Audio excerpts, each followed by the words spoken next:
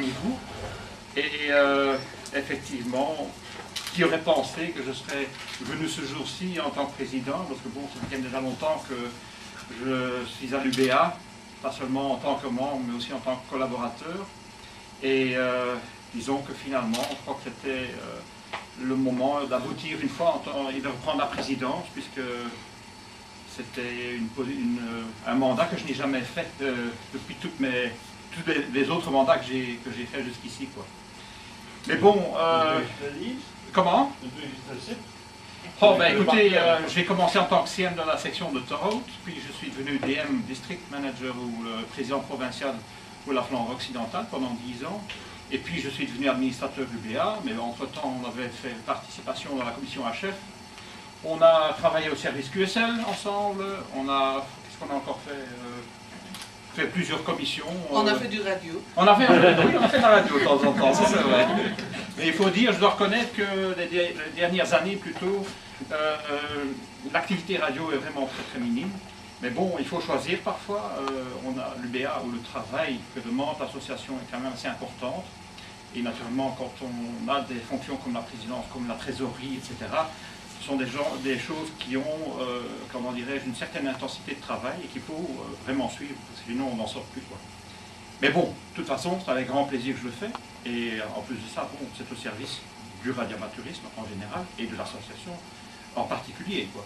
Donc je crois que ça c'est un des buts toujours poursuivis dans toute ma carrière à l'UBA, quoi. Maintenant, ce qu'il y a, c'est que bon, dans l'avenir, on va encore demander des collaborateurs en plus, parce que vous savez tous que actuellement, au conseil d'administration, nous ne sommes plus que 7 administrateurs, alors qu'il y en avait 11 de prévus. Nous sommes actuellement encore à 7. On vient de perdre notre ami Jean-Claude, au 5TH, qui est décédé il y a quelques jours, et qu'on a enterré récemment, donc ça fait encore un administrateur en moins, quoi. Alors bon, il va y avoir un appel au mois de novembre, dans ces quelques zones de novembre, pour trouver des collaborateurs, des gens qui veulent s'investir en tant qu'administrateur à l'UBA. Et bon, c'est pas seulement devenir administrateur, mais c'est aussi faire certaines fonctions au sein de l'association. Et disons que c'est à la recherche de nouvelles personnes que nous irons en fait. Je crois que ce sera une de mes premières tâches à accomplir au sein de l'association, c'est de retrouver en fait un équilibre dans les, comment dirais-je, le travail qu'il faut effectuer et les collaborateurs qui peuvent s'investir dans ce travail de façon à ce que ce soit beaucoup plus agréable pour tout le monde et qu'on n'ait pas que certaines personnes qui doivent vraiment s'investir continuellement sans avoir le temps de faire un peu de radio, quoi. Donc voilà, un équilibre à retrouver, quoi. Pour le reste, je crois que à l'UBA, on travaille, il y a des nouvelles choses qui évoluent. Il y a les cours qui tournent bien, j'ai l'impression, je le vois quand même, pas seulement, je crois qu'ici aussi. Hein, donc on a aussi beaucoup de nouveaux venus, ce qui est très positif. Et je crois qu'ici, nous avons dû faire un choix il y a quelques années pour dire voilà, ou bien on se trouve dans un groupe qui est en train de s'amoindrir, qui devient de moins en moins nombreux. Pour finir, on deviendrait une quantité tout à fait négligeable, ça veut dire que notre avenir était en fait un peu dans la balance, quoi.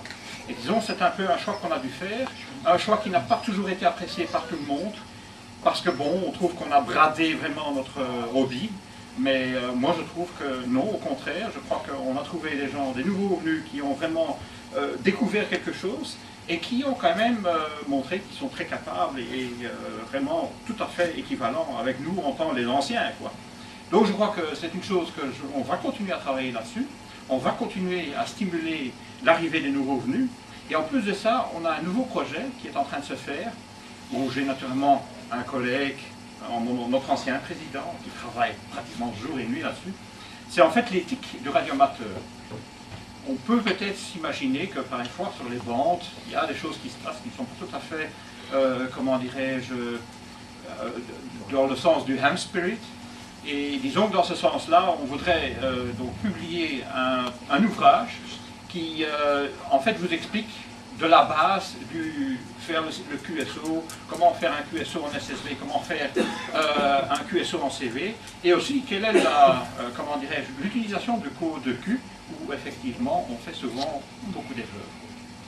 Donc ceci par la base, c'est un ouvrage qui n'a jamais été créé jusqu'ici, et qui en fait se trouve déjà dans le document, partiellement, il y a déjà une partie qui se trouve dans le nouveau syllabus pour le cours AREC. Vous trouverez à la fin du cours en fait toute une explication sur notre comportement sur les bandes, etc.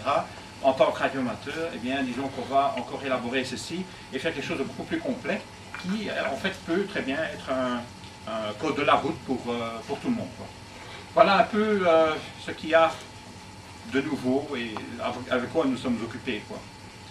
Alors pour le reste, je dis, bon, je suis content d'être ici et je crois que je vais continuer. Si vous avez des questions, profitez-en.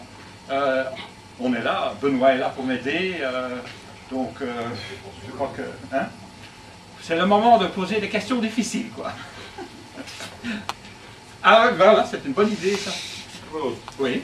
France, avant cette petite discussion, Ah. nous voulons bien savoir au juste ce qui va se passer si le règlement ou la loi, je ne sais pas ce que c'est, quand on a un indicatif que tu n'as pas payé du